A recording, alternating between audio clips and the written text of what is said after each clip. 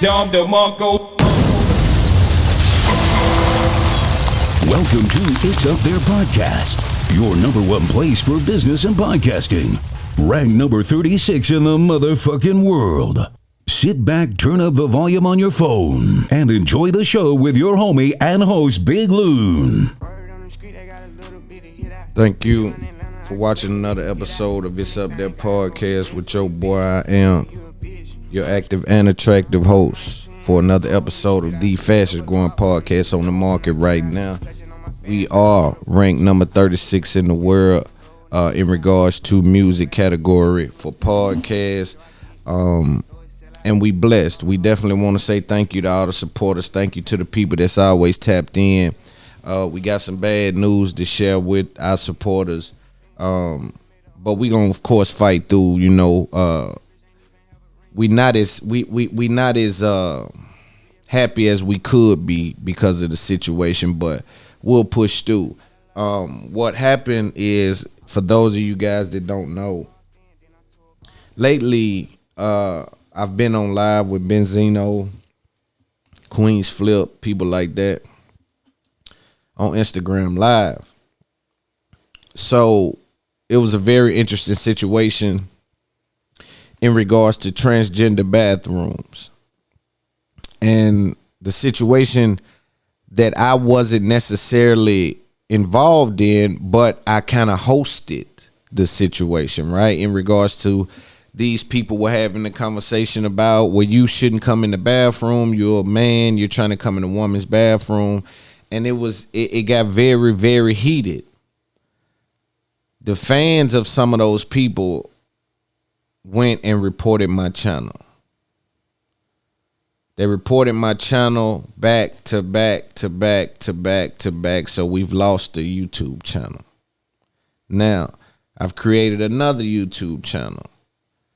I actually have two YouTube channels now. One is It's Up There Podcast YouTube channel. One is FOGFO TV. Again, I made it again because a lot of the branding and a lot of the marketing money that's already been spent is attached to FOGFO TV. This is why it's important to have your own platforms, right? And we're also uploading everything we have onto Patreon because no one can take our Patreon away. So if you want to keep up with this, you have to subscribe to Patreon. Sometimes we talk about topics and we take a point of view that may or may not be acceptable in regards to how people are going to receive it. So you got to be, if you really in tune with it, you got to be in tune with it.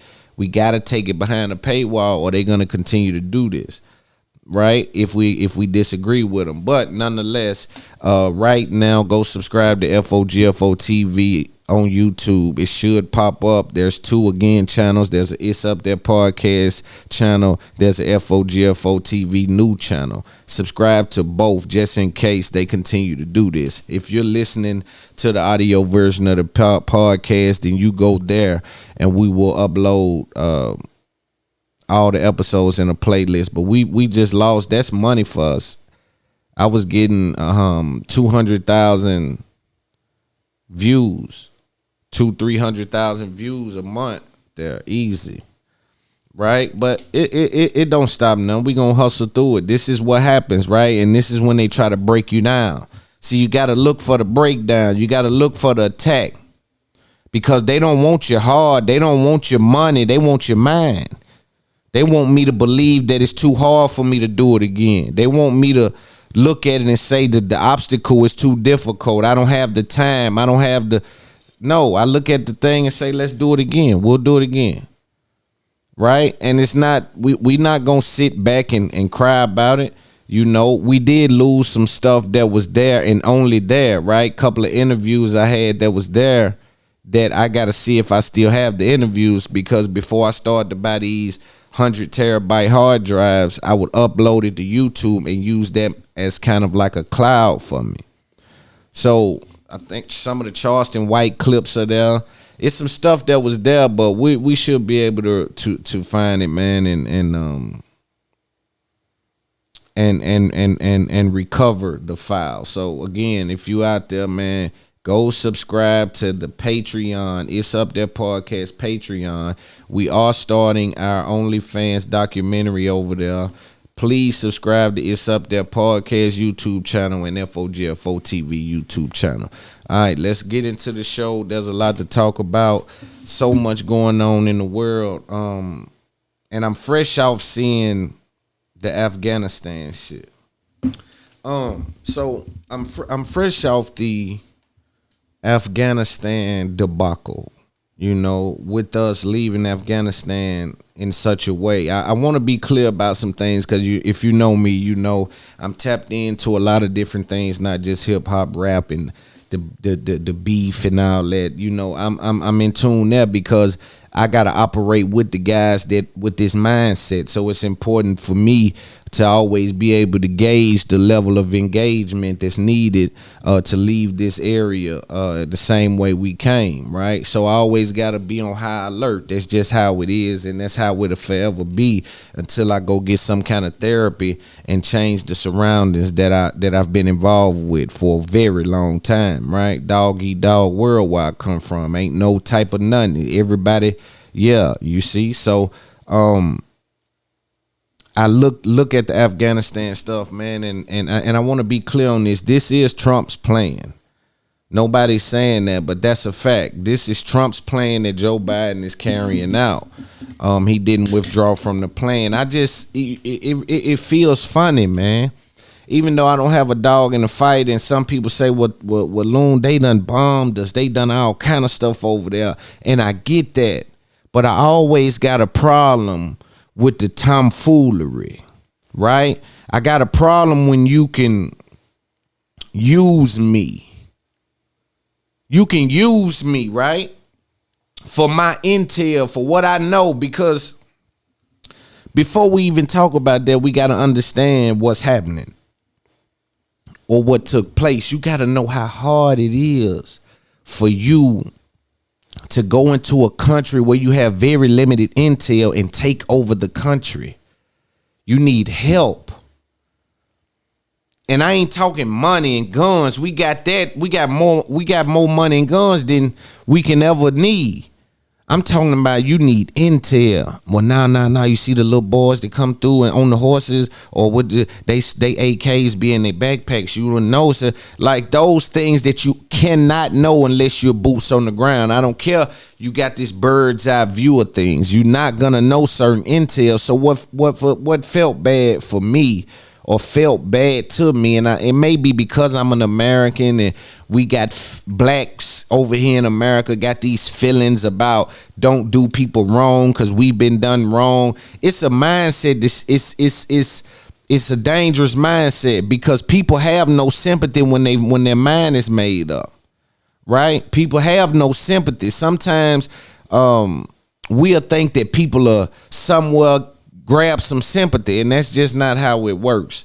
Nonetheless, the idea that when we come over there, some of those people turned on the very people that they were afraid of, that was in control. They turned on them and helped us. I think it's 88,000 people. And what was so crazy about it to me is after we left all them people, right, Joe Biden came out and said, listen, there's 300,000. They have 300,000 personnel, army personnel, and we left this amount of guns. Taliban only have 30,000.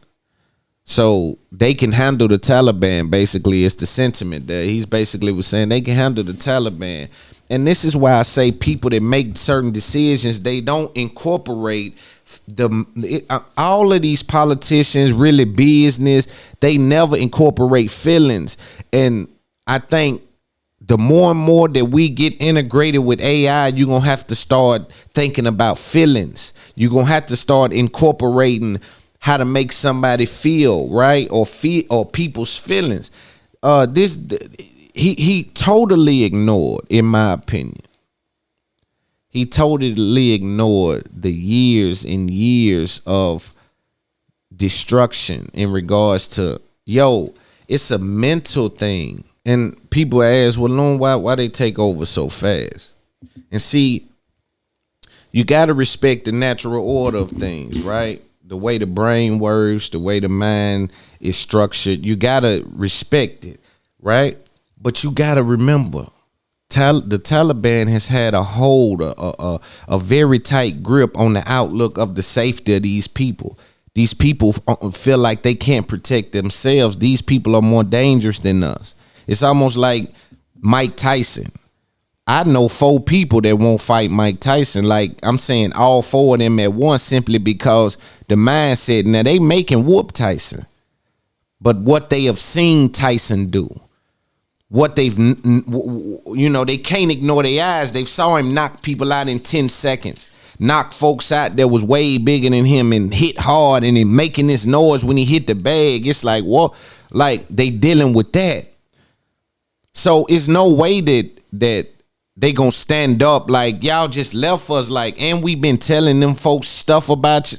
Like, them folks done busted in people houses and captured folks and killed people because we gave them information. Then y'all dipped on us. And again, it's something wrong with the human brain, man.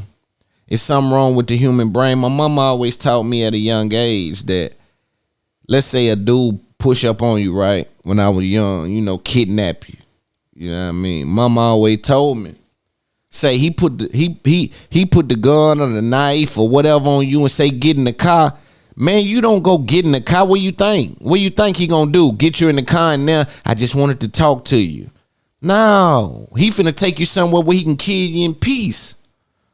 You see what I'm saying? So, but the human brain sometimes, and the reason I say that is because the human brain sometimes, especially when it's scared of somebody, right? When it's nervous and in fear of consequences, it tends to think that if I just give in, it'll give mercy. You see what I'm saying? In regards to, like, a motherfucker walk you over to a hole and tell you to jump in it, finna bury you alive, and you jump in and you keep begging them, no, please, no. And in the mind somewhere down the line, and it's a study on this, I forgot the name of the study, this person is laying there would actually think that because he's crying or doing this, that they're gonna change their mind and say, all right, man, get out. I'm sorry, dude. It's not gonna happen. So these people that we've left in Afghanistan that's helped us is dealing with a mental warfare that they've dealt with. They were scared the whole time. The only reason they was doing all that is because y'all was there. Then they left, man. It was people so scared, man. They were falling to their death, man. They were chasing, and I'm probably gonna put a picture behind what I'm saying right now. They were chasing the airplane to the point of they were holding on the airplane. Just think about the idea to think you're gonna hold on this jet.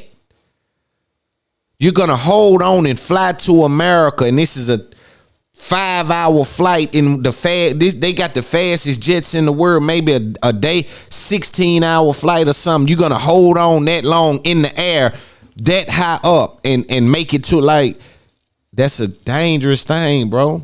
They was falling to their death, man. But they came out of desperation, trying to force yourself on the plane. It's like, yo, we helped y'all leaving us. But we deal with it even on a regular level. Like, you help somebody, you show them the way, and then they be the ones that bite your hand. You be like, how you doing this to me when I showed you how to walk? You were crawling. I showed you how to walk, and now we in a situation where oh man, it's the same thing. United States out of there. Now, United States position is, we went there a long time ago for one thing, and that's to get the people that attacked us. But we got to really, really understand something. We've been at war for a long time. We've been dealing with wars and the fog of wars for a long time. So we know the consequences of war. We know it ain't just go over here, bomb, and get out. We know it take more than that, and we know what's involved with it. We know that it's catastrophic what happens when we come over with some of the outlooks we have, some of the change that we present, some of the pushback we receive. You understand me? We understand that. So they trying to let the general public know, listen, we was there longer than we needed to be there, period. We shouldn't have been there that long. You understand?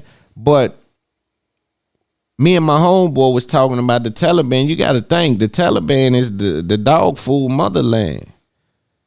I'm sorry, Afghanistan is the dog food motherland. That Middle East, all that over there, that's the dog food motherland. So with them taking over, you know, me and my partner were talking like, man, they probably gonna flood it to try to get them back. Chapo showed allegedly Chapo showed them what warfare was when they kept bothering him. And they are blaming him and saying that he sent the fentanyl over here in response to that. Right? So Taliban in control of the dog food. We don't know what may happen with that. And it's already tampered with. They like it like that now. The game done changed to the point where they want you to be a chemist. A real one, though. Like, get it right, though. I want a little of that in it. Not too much to knock me down, but definitely a little fin in there now. You understand? And that's how they do it. And it's unfortunate, but it's going to be some repercussions off this. The Taliban is taking over and saying, hey, go back to wearing no jeans and all that. Where will we wear? You know that this thing they got to have, yeah, they may not do nothing right now. But that's the problem. These folk breed hatred for 20 years and then do something. And I was thinking the other day, how long will America last? Because every great nation falls. See, people that's just now born, they don't care about history. LOON care about history. England was on top for a long time.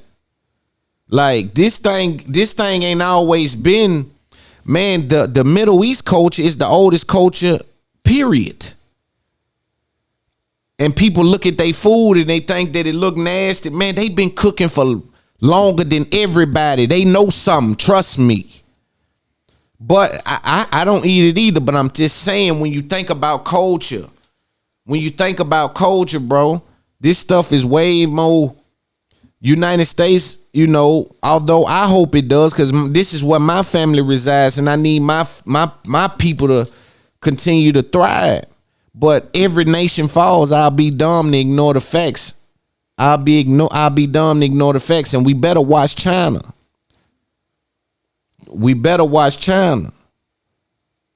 You know, I heard the other day, people ask, well, why we won't bomb North Korea or go at North Korea or invade to change something? South Korea, whichever one it was. And the reason is because China has a heavy interest in North Korea. And a war with them means a war with China. And we don't really want a war with China because the relationship is so profitable and we really don't know who will win it. But the relationship, we think will win it, right? Of course. But the relationship is so profitable that a war may cripple the economy with China. You know? But yeah, man, to see them Afghanistan people falling to their deaths and all that, man, that was a rough thing to deal with. I said, man, that's kind of crazy right there. So that was just something I wanted to talk about. I also want to say the power of Google, man. The power of Google and what it has done. I can tell somebody something, like my old lady, we talking, right? And we have a dog. I love the dog. I love my little dog. I mean, he's my buddy. I talk about him all the time on here. His name's Mello. He's a little white dog. I don't know the name of the kind of dog, right? My old lady, she knows. I don't know, but he's a little white dog, and he lays under me. He shows me mad love. It's my guy, right? You see, for a long time, I didn't think I can love something that don't talk to me. And he's taught me that communication, as much as as heavy as I am on it, as much as I lean on it, it's not as necessary as one would think, right? Because when he sees me, I feel him, right? He comes and runs up on me, and everybody in the house feels him. That's how he is. He messes with everybody. If you do something to him or something, you can tell that he's avoiding this person, or like you can tell with him. But nonetheless, He's been having some issues, I guess, where he wasn't using the bathroom, right, or eating. And I get afraid when things happen because I'm an extremist. I take things to the extreme. Right? I don't play. I don't do the little, oh, let's just fight. No, I want to break your neck. I want to try to kill you out here with my bare hand. Right? That's just who I am. And then I also look at you like you don't want to play with me. You want to hurt me bad. Right? Some people play. I don't play. So when it happened, I instantly, oh man, you better take him to the vet, man. I don't want him to die. You know, that's my first thing about, because unfortunately, that's the way that my mind works. So the power of Google. So she go to Google and stuff. And I'm in my studio, so I don't know what she doing. I'm working. So in and out, going downstairs over here doing stuff. So I'm not really paying attention. So one time I walk in there where his stuff at. I look over at his bowl, his dog bowl, and she got a salad in the dog bowl. I'm talking about he got, first it didn't. First I thought, well, maybe that ain't his dog bowl, maybe that's trash, right? So I walk on past, then I double back and actually look at it. And I'm like, that looked like a salad. So I asked, so what's going on what's this stuff you got? Oh, well, I was looking online and it says that maybe his digestive system needed some carrots and so.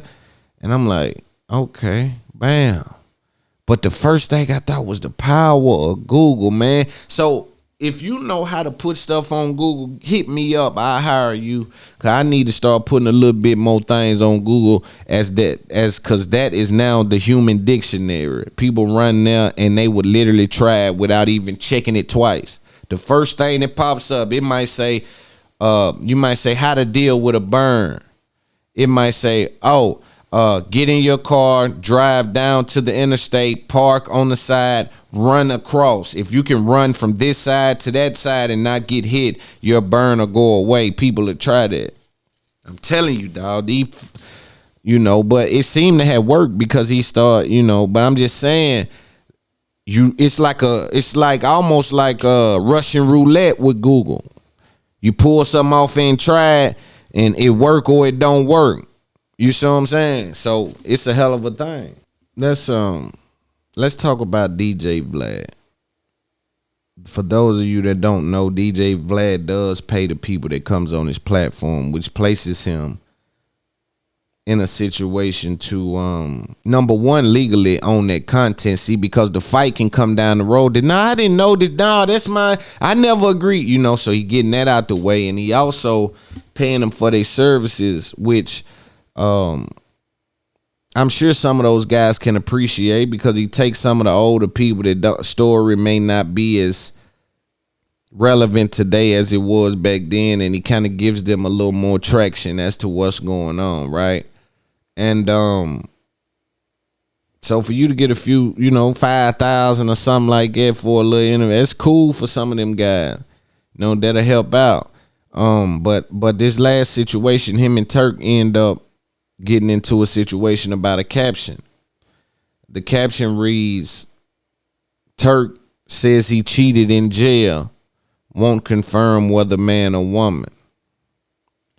What Turk was doing what's called in this business a cliffhanger, right? It's where you give a juicy part of the story, leave the end off, and say, go get this to get the rest of the story, right? That's what that's called. It's called a cliffhanger. So he was doing one of those, and Vlad named it that, right? Now, here's the tricky part.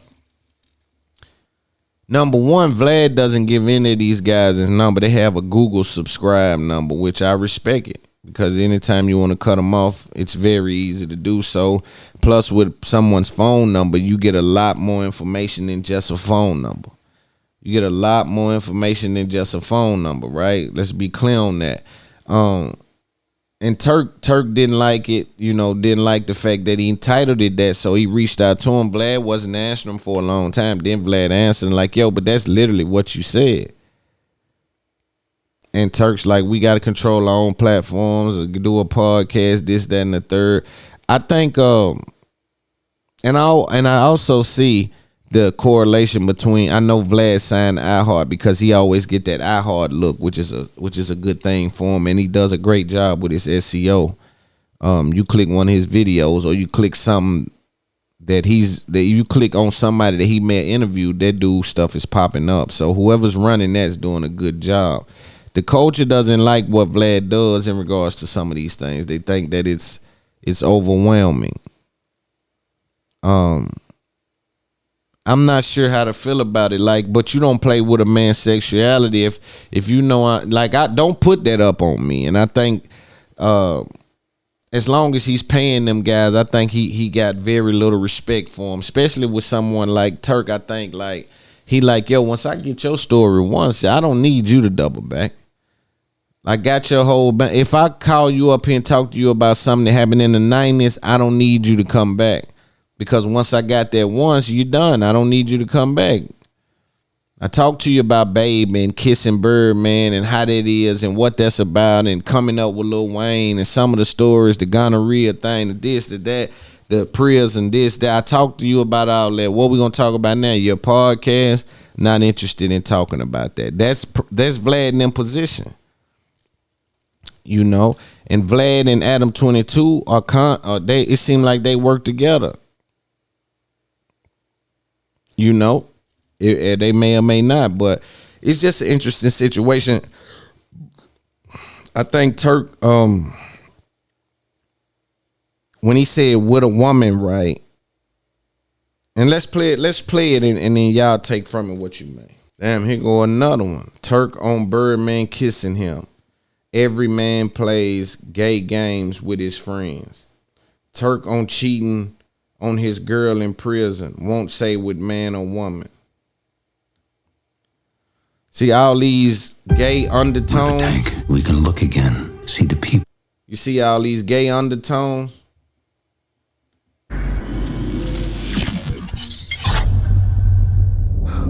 Well, you originally got 14 years, so you managed to shave some time. I originally got 22 years.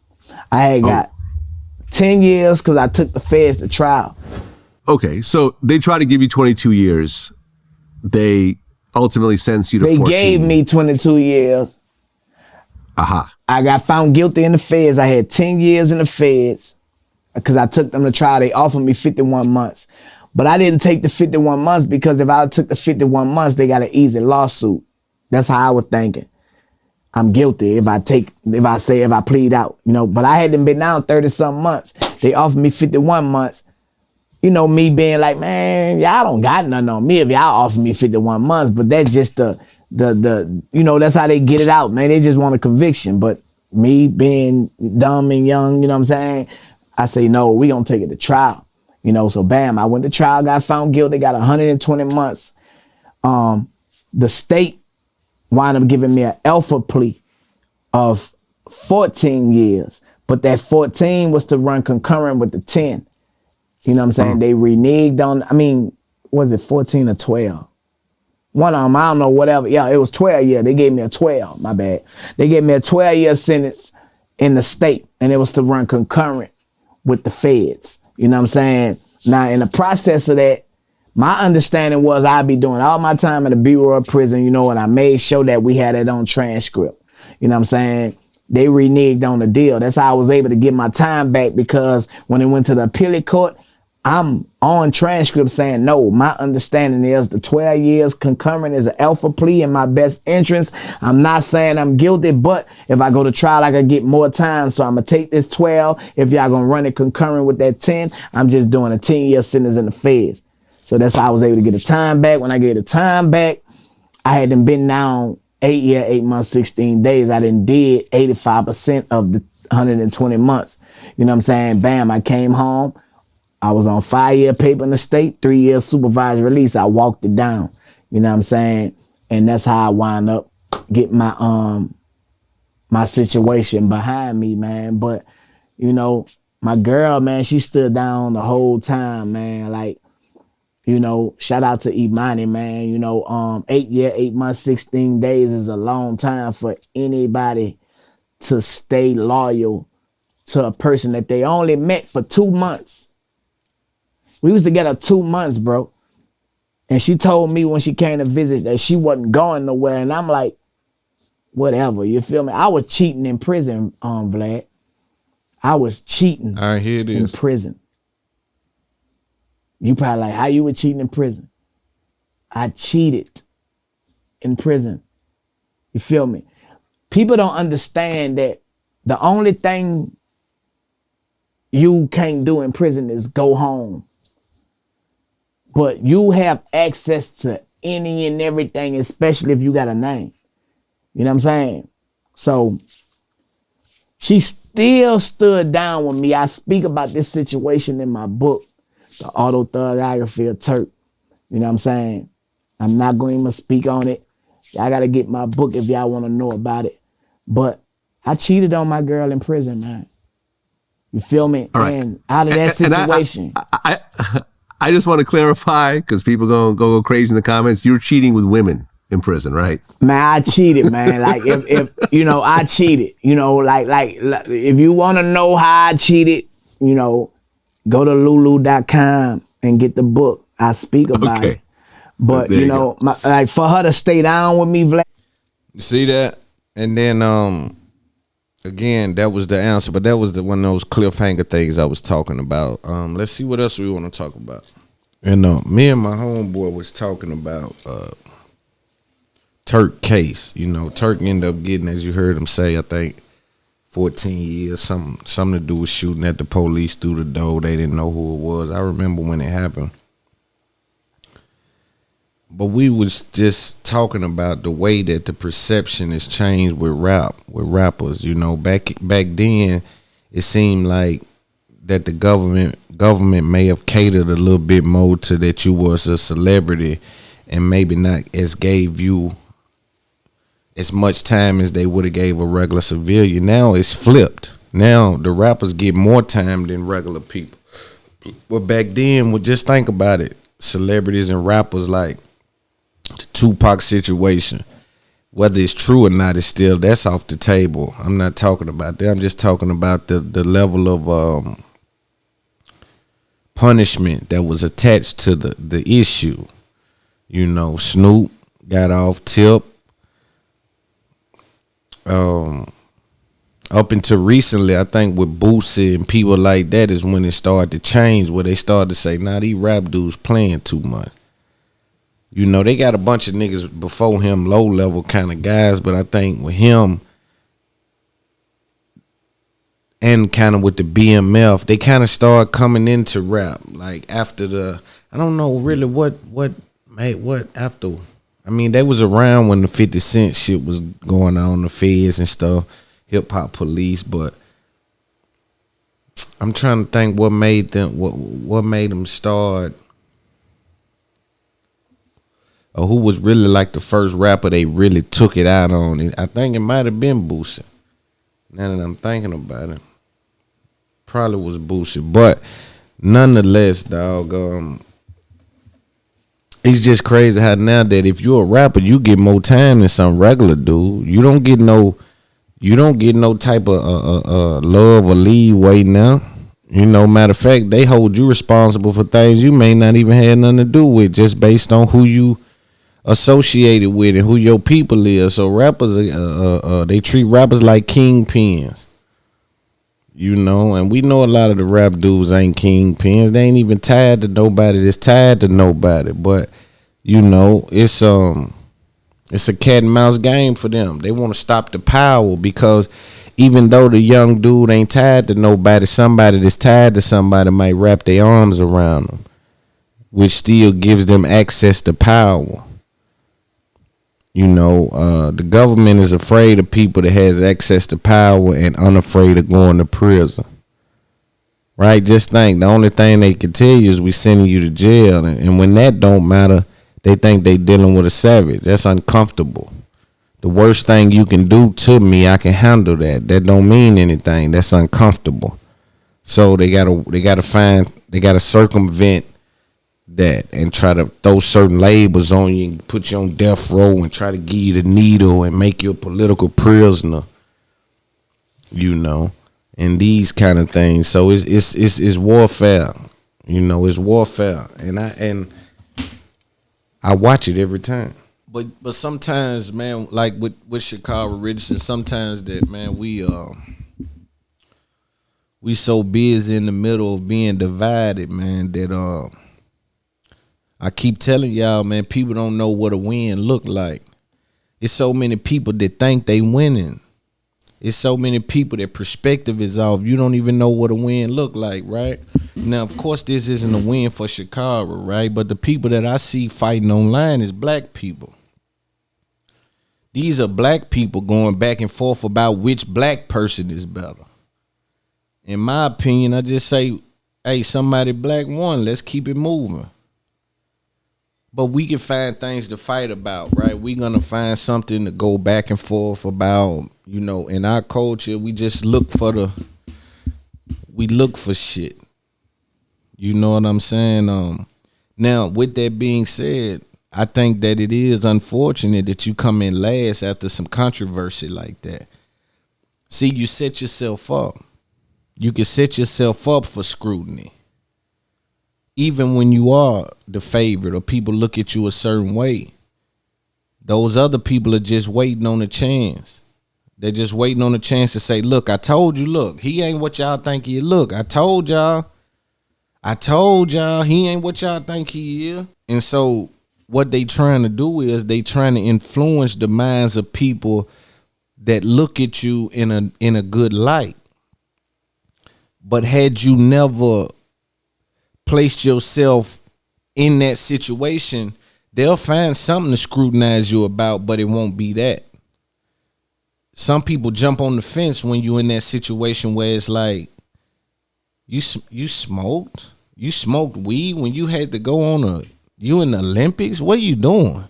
Some people has that mindset because that shows a certain level of immaturity. But what she said was that she was grieving, right? So hey, man, I can't tell nobody how to grieve. I seen a couple people give her pushback and say, nah, we ain't buying that. You know. But again, just like with the Moneybagg Yo and Ari, what do you expect her to say? Yeah, man, I just wanted to go home and get bullied. It's not gonna happen. It's just not how things work, right? So a lot of times I find out information, but I don't ask the person about it, especially if it puts them in a negative light. What do you expect them to say to me when I found this out, right? Something that you've clearly thought you tucked away. Something that you thought you hid that nobody will know, or at least I wouldn't know because you think it'll affect the way I interact with you. But when I find this out, I don't expect you to give me the rundown on it. 9 times out of 10, you don't want me to view you that way. So you're not going to just say, yeah, this is the situation, this what happened, and be truthful. Right? But what's funny is when you have all of the information, not some of it, and you operate around that, and then you go ask a person, right? Hey, what's up with this situation? And you see them try to dance around what you know, you already know the truth of this. It's a weird thing to see somebody try to, instead of just being like, yeah, that was a mistake. That was a mistake. Period. You understand? Sometimes it just takes that. You can't try to justify it. And some people have a problem with justifying things in their mind. No matter what, they find a way to justify it. No matter what it is. And people have to understand that sometimes sorry isn't enough. You say sorry if you walk in and kick my drink and my waterfall, you know, things like that. You don't say sorry for certain things, but some people have grew up in environments where sorry has had a lot of weight that it didn't have outside of that household. Because you held accountable in the real world for what you do. It ain't no sorry. If you go have a drink and you accidentally hit someone and killed them, they will charge you with vehicular homicide. You could be as sorry as you want to be. You're responsible for what just happened there. Right? But in your mind, you can justify it. No, it was, she walked out. I wasn't even that drunk. It wasn't right. And these are the things that people deal with. And it's weird to me when you on the outside of it and you look at it and you be like, yo, are you seriously justifying something this crazy? You see what I'm saying? And in our community, sometimes we fall victim to that. Like you can't always find a reason why it's okay for you to do things. You see what I'm saying? Now, if you have a real reason, like, no, this happened, which caused this to happen, you know, and maybe what you did in response was, you know, maybe immature, childish, toxic, whatever it may be. But at least there's an action that caused a reaction. You have people justifying things that has no, it's not a reaction in anything.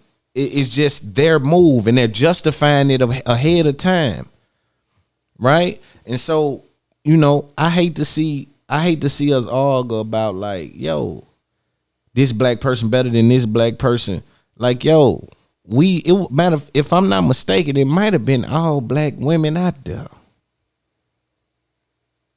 Like, I'm not sure. It may have been, and I'm not sure, but it was unfortunate to come in last, because in a lot of people's mind, that speaks to the lack of preparation.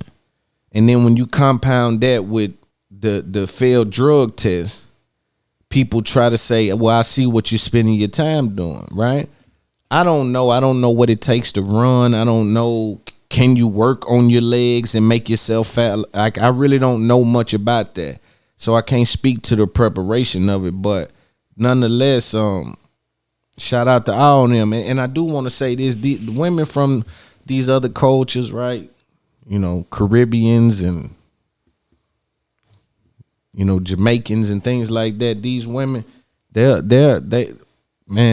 different kind of women, right? As far as what I'm seeing, I haven't dealt with any of them, but I'm saying, far as when I just on the outside looking in, when they asked the lady that won about Shakira, she said, I have no comment.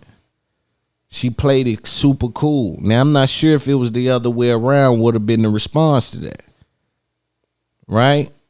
But the idea that I just whooped her, or she just came in last, she wasn't even nowhere near me, and then they asked me this to try to create some division, give the internet something to, why would you, first of all, think about this. Why would you ask me about the last place person? They never get brought up in an interview. That the person that came in last, they never get brought up to the winner of the contest. This is a tactic. This is drawn out. And that's what people's problem is too. They can't see what's happening. They can only react to what's being asked of them or what's being placed in front of them. You have to have a 360 view of what's going on to understand what the moves are next, right? So when they come, you the first thing your mind got to ask you is, why would they ask the person that came in first about the person that came in last? I'll tell you why. They asked her about that because the person that came in last was Shakira Richardson. So it was less about the placement of the individual and more about the person that was in that place, right? So now I want to create some sort of sound bite or some sort of thing between y'all. And she just was like, I have no comment. I have no comments, because this is why I say it might not be the same if Shakira done it, because they asked Shakira about her one time and she says, I'm not intimidated. They know what I can do. Like, she has a totally different vibe. And see, sometimes our women, man, like, it's rough because you don't know, right? Sometimes our women are under attack, and so they come off with this whole like tough, like, you know, and that's not it. That's not appealing.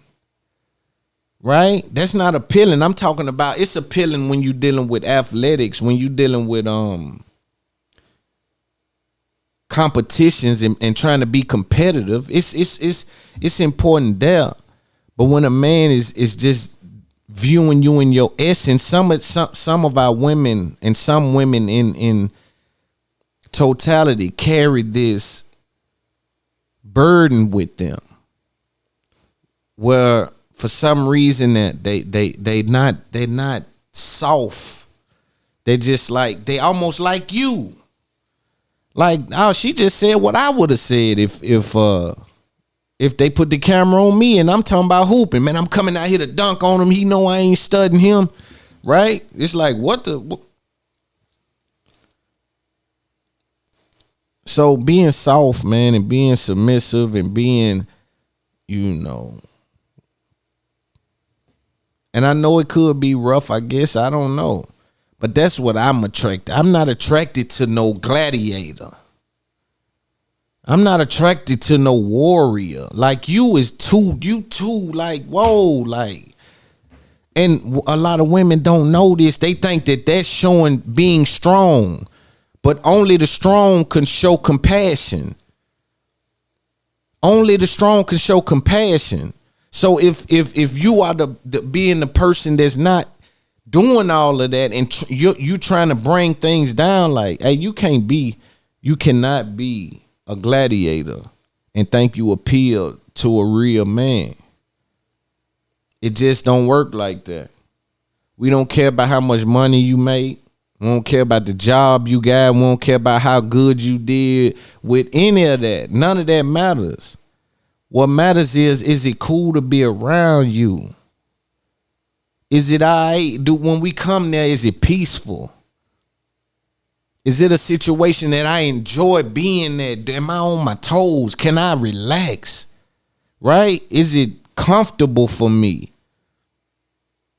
And I imagine on the other side is, she's feeling some of the same things, but also, am I protected with him? Am I safe?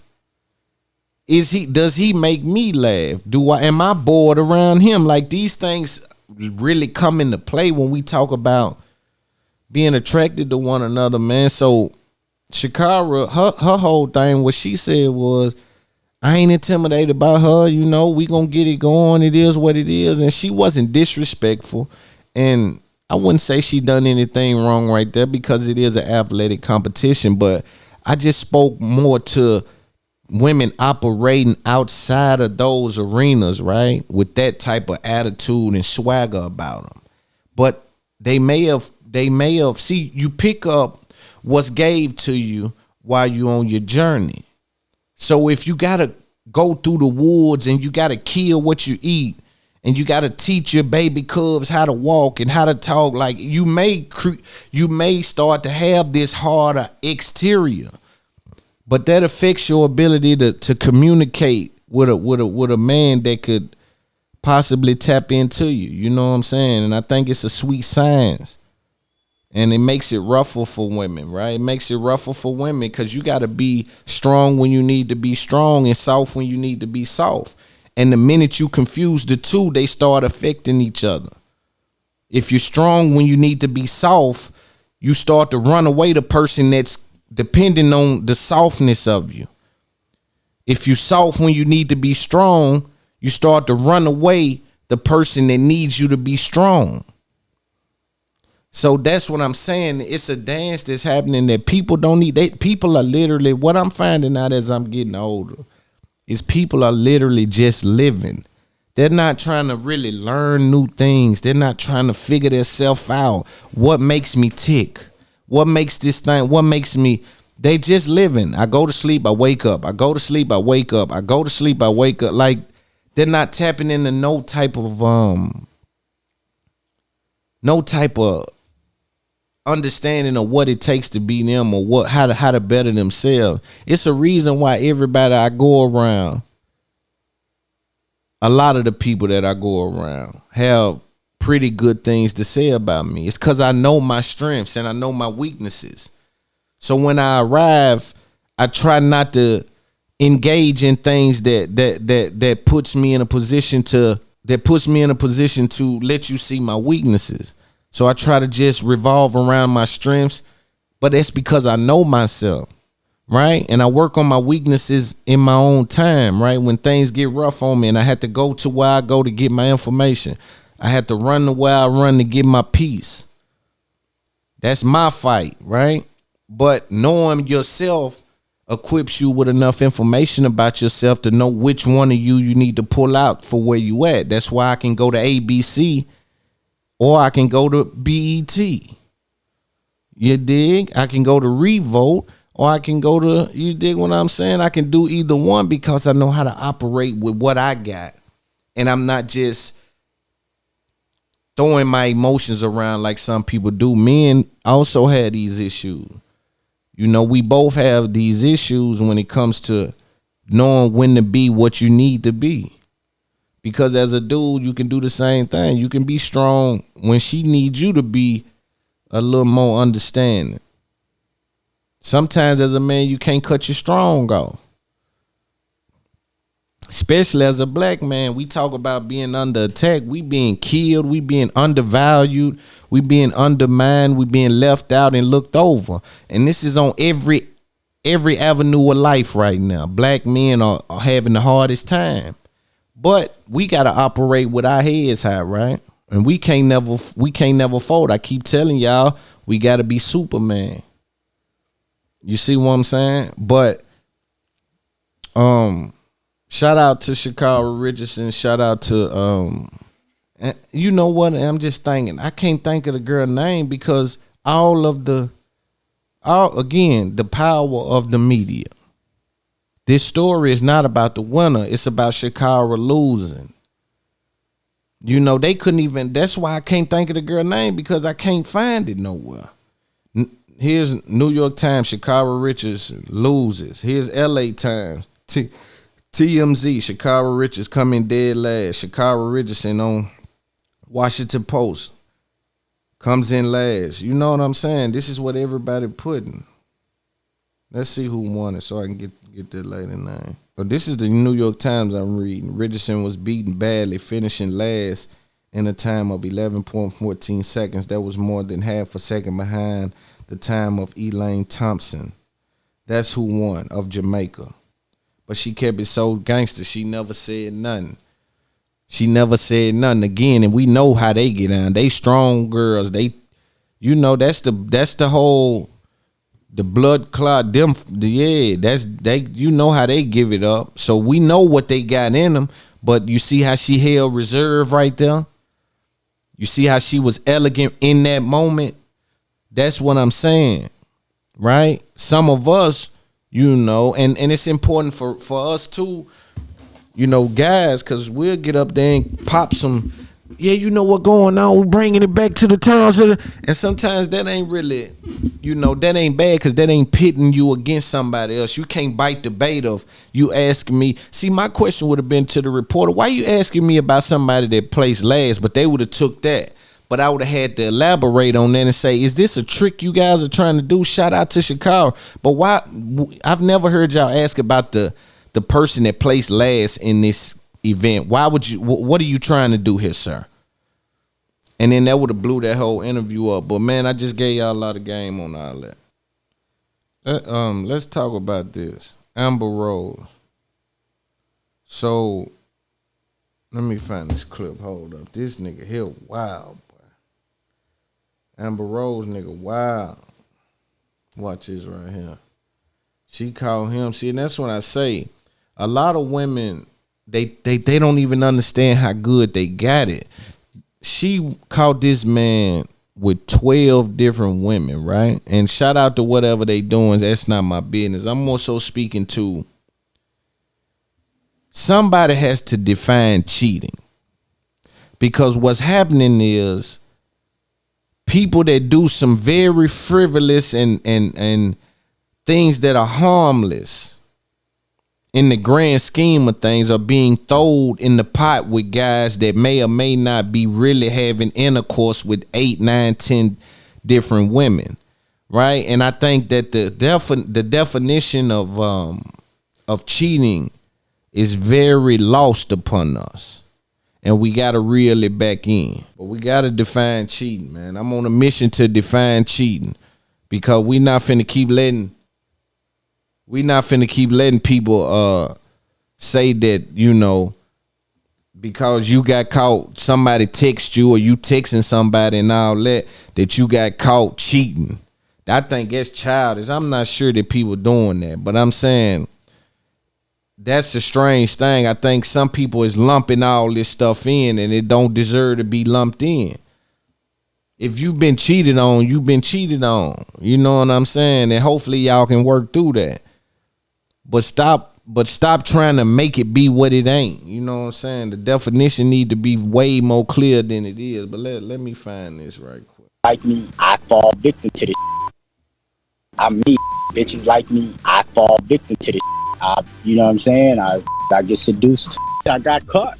Amber Rose's boyfriend has admitted to cheating on her with 12 women. After the 37-year-old model claimed Alexander with its Up There podcast, the music executive confirmed the accusation while speaking to Big Von on Instagram. It's just who I am, and it's not how she want to be loved, nigga. So, she tried to put up with it and look the other way if she couldn't, and I'm not mad at her. Amber and AE were first romantically linked in October 2018, and the pair share a 1-year-old son, Slash. The model also has 8-year-old son, Sebastian, with her ex, Wiz Khalifa. I love her. That's like my best friend and the mother of my son. And I love Bash, my stepson, and too. He echoed his love for his family in a new statement to ET, saying, quote, "I am truly sorry for the hurt and humiliation I have caused Amber. I am sorry that my decisions have broke our family. Amber is an amazing woman, an amazing mother. She deserves to be loved how she wants to be loved. I was a bad boyfriend, but I'm a good man and a great father." He continued by saying, "I know we will both have days when it's hard, and I know it will get harder before it gets easier. However, our decision to end our relationship is equally liberating." Things happen and things that you just can't control. The drama all started when Amber wrote on Instagram that she's tired of getting cheated on and being embarrassed behind the scenes. Quote, "All 12 of y'all bums, the ones that I know of, there's probably more, can have them. Y'all very much knew he was in a relationship with a baby, and y'all decided to him anyway. I saw all the texts and DMs. Y'all were well aware, and y'all don't owe me any loyalty, so it's whatever." While Amber refused to name the people involved, explaining she's not in the business of ruining lives, she said, quote, "The lack of loyalty and the disrespect is ridiculous, and I'm done." These are the trials and tribulations that I've been through in my life, and I learned from them. She also revealed that she's tired of being mentally and emotionally abused by people that I love, writing, quote, "I've been suffering in silence for a long time, and I can't take it anymore. That's why I've been so quiet. I've been a shell of who I used to be, but I refuse to let anyone damage me anymore, family or not." I just try to be strong for my son. While speaking to Big Von, Alexander claims he can't help his actions. I love my woman, but I also love myself, and that was the conflict that, I would give in to my desires, and I desired other things at times. AE also claimed that Amber texted him saying she'd take him back if he apologized publicly, but nothing will change his ways. I don't want to force it, and I don't want to keep putting her in positions that she's, I don't want her to have to look over her shoulder and feel like every time my phone go off, it's number 13 or 14, So it sounds like he don't give a fuck no more. Excuse my language. I have to stop cussing. But it sounds like he ain't studying it. And clearly, if he's literally allegedly sleeping with 12 other women, then he's not studying it. But at some point, we got to ask ourselves what drives a man that way. Clearly, something is going on with that. Right? But I want to speak about more so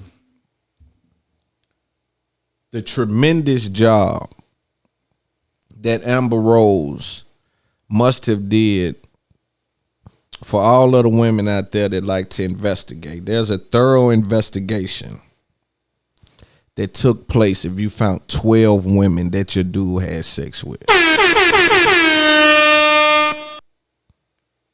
This is not a situation where you stumbled up on it. I'm not sure if 12 people would have came to you at the same time, so you went looking.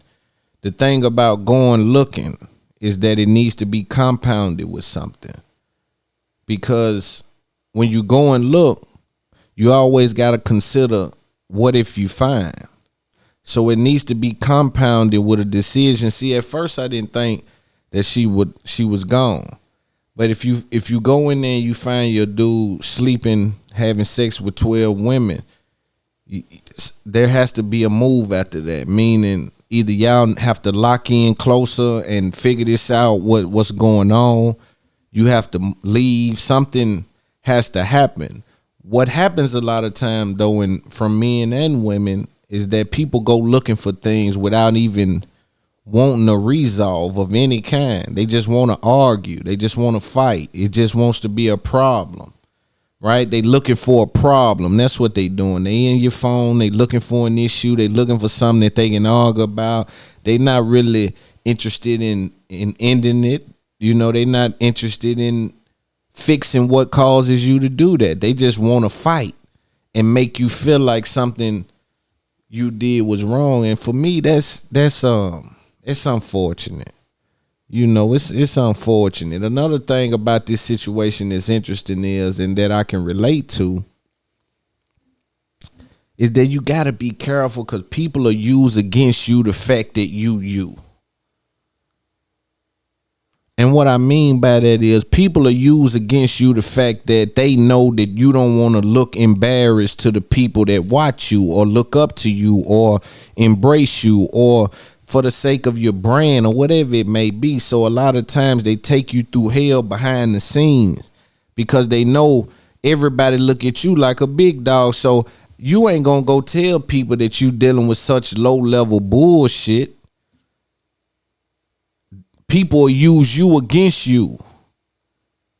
You see what I'm saying? The fact that you know that, say like this, say you in a relationship, right?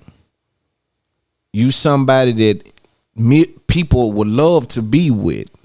It's people under your pictures every day. There's people that's really sending kites through your friends that's trying to lock in with you. And these are people, reputable people, right? You in a relationship, you being treated horrible, but you gotta keep, because you don't want people, you don't want people to know, right? So she in a situation where she know her dude got 12 different women, but I'm Amber Rose. So damn, he using me against me. He probably done got bold with it too. I ain't even hiding it no more, because when she caught the 8th one, she not moving on it. It's embarrassing if she go out and say, hey, listen, I'm Amber Rose, the one y'all think a bad bitch. My dude got 12 other women. So I ain't doing something right in the bedroom or something. I'm something, or he just is one of them dudes that just got an issue. But most grown men can be held down by somebody that's in tune with their sex appeal and they grown up activities. You know, most men. But what oftentimes what happens is you think you're doing the job you're not doing. You think you giving what you're not giving. You think it's giving top notch, you know, and it's giving bottom feeder. You see what I'm saying? But you don't know that. And then a lot of times the guy won't communicate with you because your emotions is attached to the outcome of the conversation. Too many times we put emotions in places they don't got no business. The emotions ain't got no business close to the facts. Emotions don't got no business close to the facts. So if I'm dealing with facts, allow me to deal with facts. It don't got nothing to do with how you feel. I keep saying, it's my 10th time saying, how you feel ain't got nothing to do with what you know. Them two different things. You see what I'm saying? I feel like you cheating. I feel like you don't love me. But everything I've done, I've showed you what the vibration was. You need to accept the reality of life and quit playing yourself. Because that's what happens with people. We play ourselves. And it's easy to play yourself when you put your emotions where they don't belong. They don't belong next to the facts. So you use the fact against a person that people are going to think like what I said. Wow, you know, how can you have Amber Rose? Everybody thinks she's beautiful. They think her body got a nice body. They think, you know, a lot of people dream girl. A lot of these internet weirdo guys, they want to, that's their dream girl. and the guy that she chooses to love has 12 different women, I'm trying to tell you that people will use you against you. No, you don't want to go telling people that's what's going on. It's just like a dude. You don't want to tell them people, man, you don't get nothing, man. That you think some of these NBA guys that's married and rich and people look at like this and that, and they got the kind of wives that don't do nothing for them. You think they can come out and say that?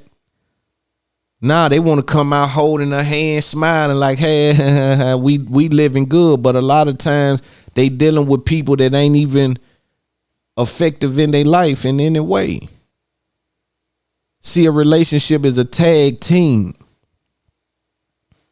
It ain't supposed to be overwhelming for one party. It's a tag team. You say, damn, dude, this dude is, he here, he there, they doing all this. All right, now let's look at her side. What's going on her side? A lot of times you got the woman doing this, that. She cook, clean. She get, whenever he want, bust it, whatever. She take care, make sure he's emotionally secure. See, a lot of people don't even think about these things. They don't even think about it because they don't know what a relation. And I get off relationships. Y'all got to pay me to school y'all about this here. I don't talk relationships for free because it's effective what I'm going to give you. And anything effective is worth being paid for. And if it ain't worth being paid for to you may not be serious about your relationship. This is a commercial for my new relationship masterclass. You understand? But relationships is a beautiful thing, but you got to know what you're doing, man. You got to be emotionally aware. You got to know what you bring to the table, what you take from the table. Don't nobody never talk about what you take from the table. Everybody always want to talk about, I bring this to what you taking from the table. Because this table might have been all right before you came. And yeah, you added some rolls on the table. You bought some hell of a little rolls, but you took chicken and meatloaf and turnip green. You took all kind of shit from the table and you brought some rolls to the table. And we don't eat bread. You see what I'm saying? These are the important things that nobody talks about because nobody don't got the nuts to speak about. But I talk about. It ain't about what you brought to the table. It's about what you taking from the table. You see what I'm saying? A lot of people say, oh, all you got is money. That's all you got, huh? You ain't doing too good if all you got is money. You know what I'm saying? Because a fool and his money are part ways. That don't mean, I keep telling y'all, that don't mean that one day you're going to wake up and all your money gone. Your decisions will always lead you to part from your money because you don't know anything. To be foolish is just to not know. You don't know anything. So now they can give you $2 million. 2 years, you'll do something with it and be broke. It's just how this system is set up that way. It's a spending economy. It's a customer economy. That's why people can't sit down in COVID. They natural born consumers and customers. They want to go spend some money. I want to do something. I got to do like me. I want to go do something. But I know what's going on. I can tell myself, nah, don't do it, man. It don't make sense. But people are natural born. They're not hustlers. They're natural born customers. I want to go spend some money. I want to go here. I want to go to these people business. I want to go here and spend some money at this business. You ain't got nobody spending with you. You're a natural born customer. You see what I'm saying? But that's enough game for right now. I'm going to take a break and I'll come back. After this break, we'll be back breaking the game down with It's Up There Podcast. Stay tuned. Let's talk about the ramifications of the Tekashi 6ix9ine interview with DJ Academics. We still have a situation where stories continue to unfold due to the level of name dropping and the level of allegations that was spoke about on this interview. So for those of you that don't know, 6ix9ine sat down with DJ Academics and Whack 100. They mentioned Jim Jones, Meek Mill, 21 Savage, Lil Durk, King Von, Lil Tim, Quan. They mentioned so many different names. It was a name dropping affair, right? After that, Whack 100 gets on Clubhouse. He gets berated with a bunch of people saying, hey, why would you do this? What's going on? People that he don't respect. See, people got to speak to you. You got to speak to people you respect. And when I say respect, I don't mean, fighting and killing. You got to respect people intellect and hear them out. So Whack 100 seems to move through Clubhouse with a certain level of, I don't respect what these folks is saying. Basically, a lot of the guys, he don't respect nobody gangster because they ain't from where he from, and he feel as though where he from, what he went through makes him a gladiator, right? And so, see, in my opinion, all hoods got gladiators. That's just how it work. Ain't nobody moved by having a crash out guy. All of us got those, right? So nonetheless, he then brings Tekashi 6ix9ine on Clubhouse. Then boom, he blows the room up. When someone says blows the room up, it means gets a lot of followers coming to that room to see what's going on. So Tekashi goes in, a lot of talking happens. They ask him to this, that, and the third. Now, then Jim Jones come out. He calls Mel Matrix. Mel Matrix diss Whack 100. Whack 100 comes back, diss Jim Jones. We're not getting off that. This then spawned because somewhere along the lines, Tekashi 6ix9ine and Lil Tim hooked up. DJ Academics is saying that Lil Tim's team reached out to say, DJ Academics says that Lil Tim team reached out to say, hey, we want to speak with 6ix9ine. What has been happening is, and let's not put that out there and forget that Tekashi 6ix9ine only followed Lil Tim on Instagram. Tekashi 6ix9ine had Lil Tim as his profile picture, right? So Tekashi was showing certain levels of co-signing, like I'm rocking with you. So Tim reached out to him. I don't agree with it, but that's what he did. So he reached out. Now, in my opinion, he finessed the guy. And this is what we may see start to happen with Tekashi. People just start using him, just draining him, wait till he go broke and then kill him. Now, it ain't my beef, but I'm saying that this is what it may turn into. It may turn into a thing where people, hey, smile, give me some money. Keep giving me money and dipping on you. Because if you paid attention, he went down to Savannah. I think that's where Lil Tim, Quando, all them from, and met up with them boys in the studio. Now, when he met with them folks in the studio, the mic ain't working. Tekashi ain't got no game. See, if I show up to a studio and the mic ain't working, first thing I'm knowing is, hold up, don't let me turn my back to these dudes and look at the mic. Let me get in the corner. This may be but he over there trying to fix the mic looking, he too gullible. He don't even know what they could have cracked him in the back of the head. Bing! Went in his pocket, got him for everything. Like, he just ain't thinking. Oh, and then people probably say, no, I ain't pussy. It ain't about being pussy.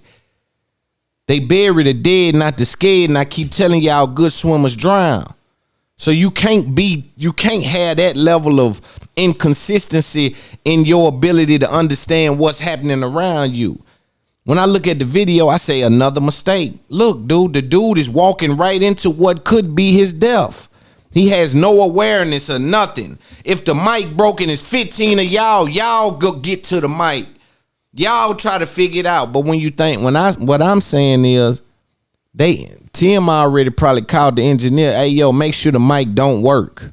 We not doing a song. That's what it feels like. That's what it seems like to somebody like me. It don't seem like because how the mic don't work, just think about that. The mic don't work at a studio. But nobody's thinking about that. But even more, what I'm saying is, when you look at how that dude is moving, it don't seem right. Why would you be in there no shirt on? I can see you don't got a gun on you. Are you crazy? Are you crazy, little skinny dude? And then you over there fixing the mic. He got his head all just, I mean, he just, what are you doing, my brother? What are you doing? But again, not understanding. And that's what's going to lead to the demise if it happens. And then following that, you got Shotty called academics. And see, academics don't know how the streets play. So he think a phone call means that we cool. Man, I think it's some people that's drawing the line on acting. He better pay attention, man. When a street dude gets you to admit something, sometimes it ain't in your benefit. When a street dude call you, let's say I call you, right? And this is what happened to academics. Shotty called academics and said, hey, your friend, you really gonna let your friend do that?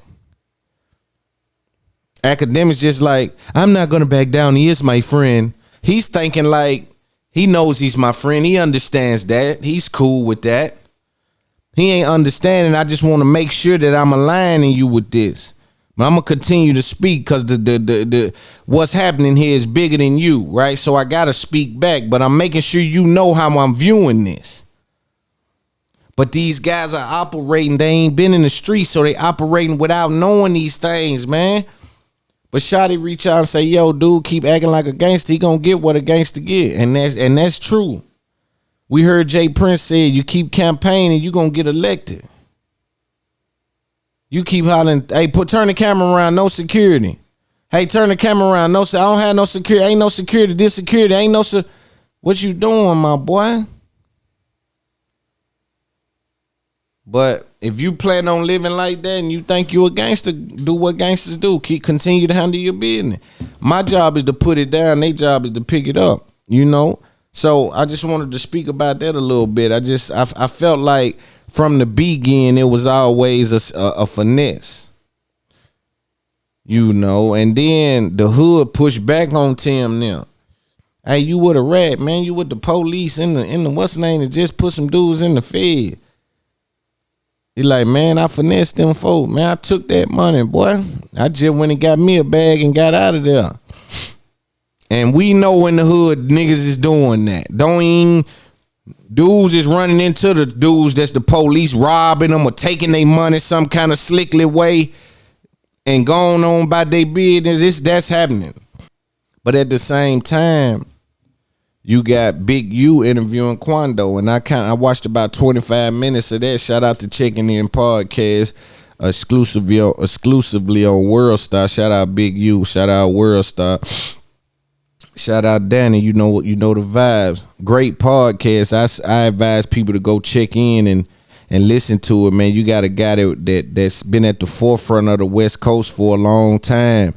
Being able to sit down with some of his comrades and explore some of their brains. And when people talk to you, they talk to them from a different perspective, right? They talk to him with a certain level of seriousness. So he should be able to grab some great content along the way, man. And been instrumental in the West Coast and just being somebody that's putting their best foot forward in this game and trying to kind of reverse some of the things that some of the stigmas and some of the things that's been placed at the forefront of all of our names when they mention us, whether that be in the streets or on the beats or in the offices or in the prison or wherever some of us have been, you know. But he sat down with Quando, man, and he was kicking real game to Quando, you know.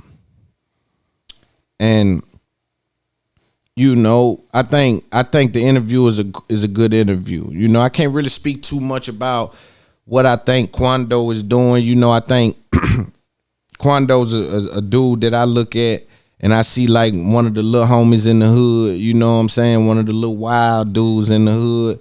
So I look at him and look at him from that standpoint. You know, them guys had an unfortunate situation happen with some people, man, and you know, it's just how life plays out sometimes. But he talked to him about how he gonna have to navigate for the next couple of years.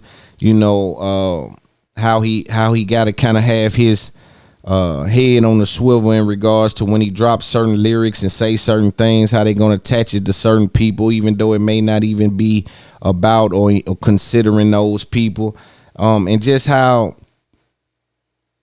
to try to navigate. And Big U said something that I said, okay, that makes sense. He said, man, it's down right now, but it'll come back. And he was talking to him about his shows. See, he got a combination of the corona, and he got some threats and some things happening to what people are saying that if he do a show in certain areas, there's gonna be certain consequences. And promoters ain't in this game to make money. So if the money's at risk, then we in the wrong business. If I wanted to make risky money, I go shoot dice in the hood, right? And there is some risk involved with any kind of business. But what I'm saying is these high level of risk when I can just book another person and there's no problems, no alleged people want to come in and shoot it out, right? So he has to deal with that. But Big U said it'll come back. And what he's saying is maybe at some point the promoters will let their foot off of the neck of being afraid to like book the show, knowing that we'll be secured. And if something happens, it's either, you know, hopefully we can hold it down. You know what I'm saying? So it's going to be interesting to see how he's going to have to navigate in this game moving forward. And we'll be watching to see, you know, them dudes are in an unfortunate situation, man. And, he said when they all together, him and all his crib homies, that it don't even feel like it's an issue. They just moving around. So let them boys do their thing. We watching. We gonna see what's going on. We're gonna check out the podcast.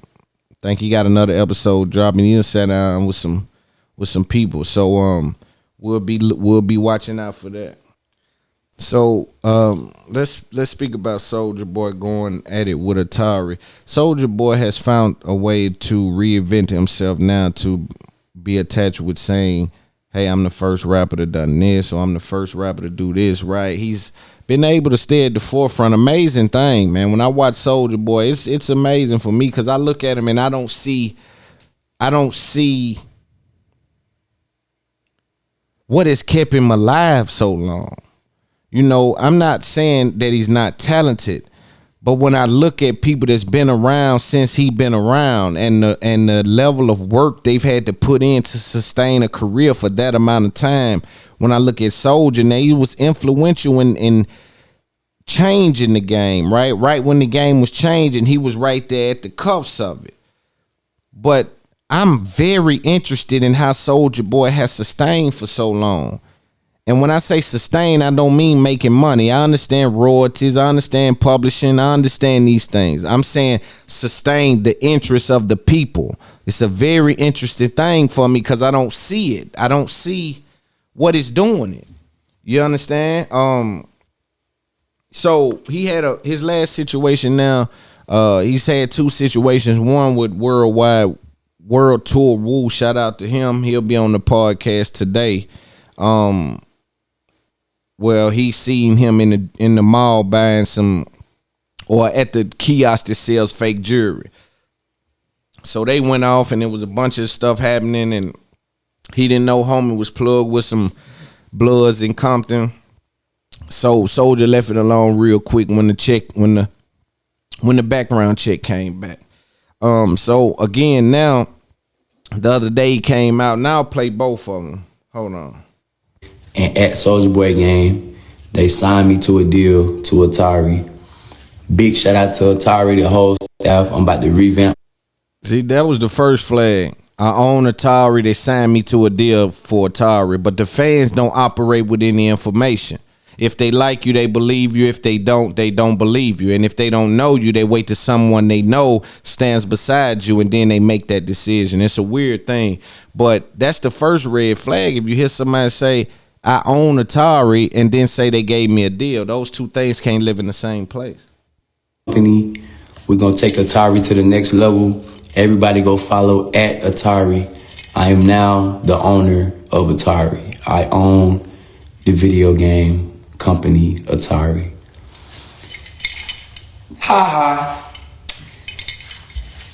They was real proud of me and what I did with the Soulja Boy game console. You know what I'm saying? I blew Soulja Boy game up.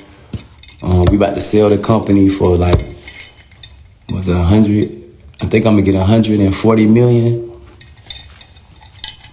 I'm gonna get like I'm finna get $140 million from Soulja Boy game. So Atari reached out and I just signed a deal with Atari. Now, I do believe Atari could have reached out.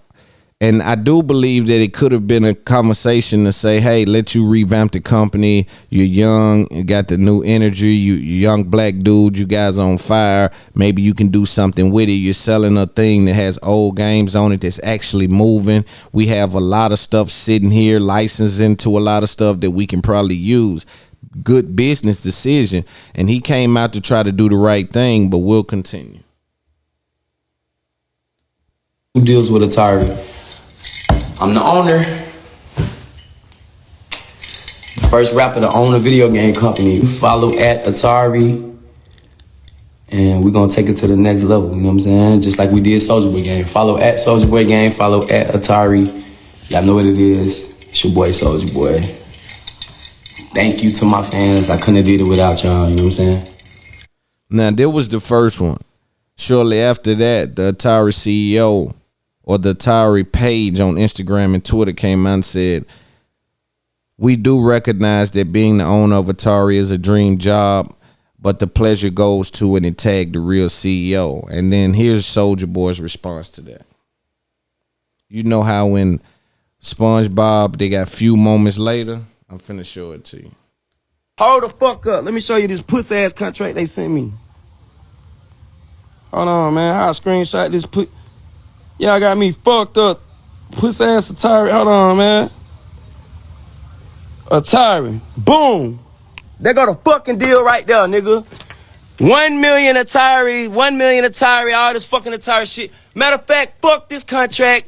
Fuck Atari. Don't call me no more. Don't attach my name to y'all name, bitch ass nigga.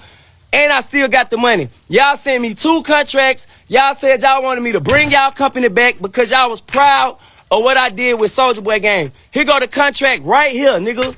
From Atari, a million.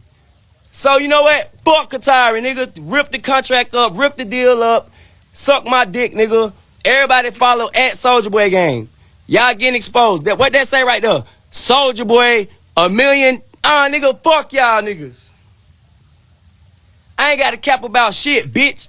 I got receipts on everything I do, nigga. That shit say a million, Atari, a million. And y'all call me, fuck y'all. So they probably was giving them 1 million shares. Not thinking about no fucking Atari. Don't call me no more. Leave me alone. Fuck wrong with y'all niggas, nigga. I'm doing good by myself, nigga. I'm in a $6 million mansion, nigga. You fucking white people or Chinese people, whatever the fuck y'all is from Atari, calling me, bothering me. Leave me the fuck alone. Leave me alone. I don't want to help y'all company. I don't want to work with y'all. Leave me alone, because y'all try to make it look like I'm capping, and y'all try to put me on the internet talking about Soulja Boy said he ain't on. Nigga, fuck y'all. Why y'all follow me on Instagram? Why y'all follow me on Twitter? Why y'all call my phone, ask me to work with y'all? Fuck Atari, nigga. Leave me alone, nigga. Don't call my phone no more, nigga.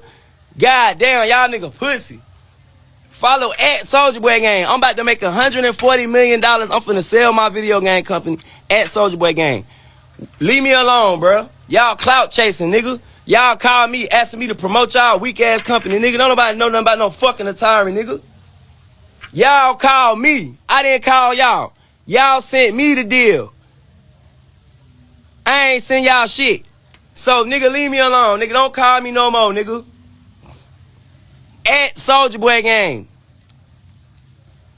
Y'all nigga try to use us hip-hop artists, use us rappers to promote y'all pussy-ass company, nigga. Fuck y'all. Y'all niggas clout chasing, nigga.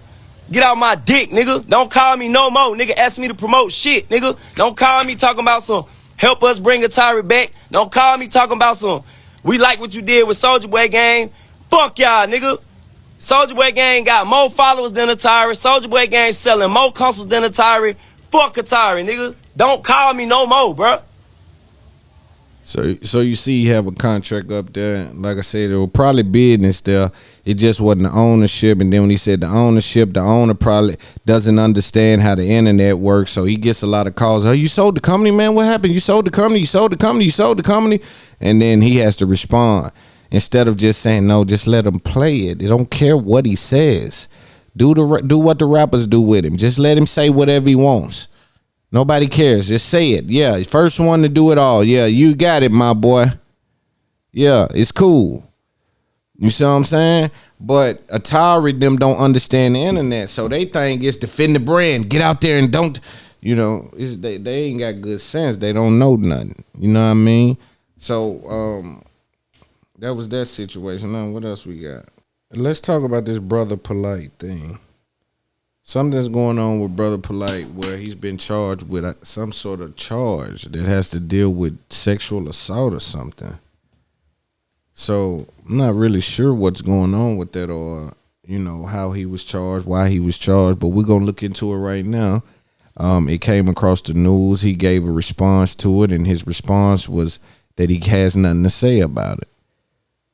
He says if he says something about it, then he doesn't leave people that he paid the room to maneuver around the circumstances. So let's see what the allegations are.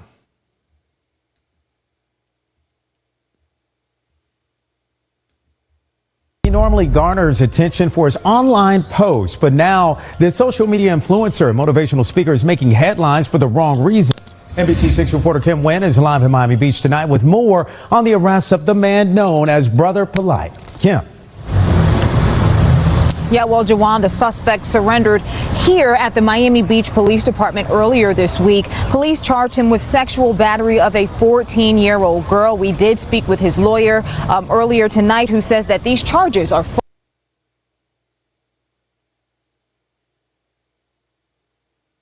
of a 14-year-old girl. Police charged him with surrendered.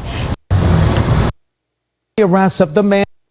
Reporter Kim Nguyen is live in Miami Beach tonight with more on the arrest of the man known as Brother Polite. Kim.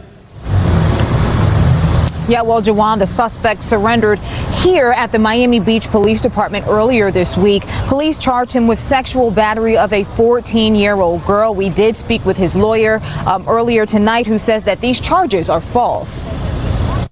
This is the mugshot of 37-year-old Michael Nowak Jr., also known as Brother Polite, to his more than 300,000 Instagram followers.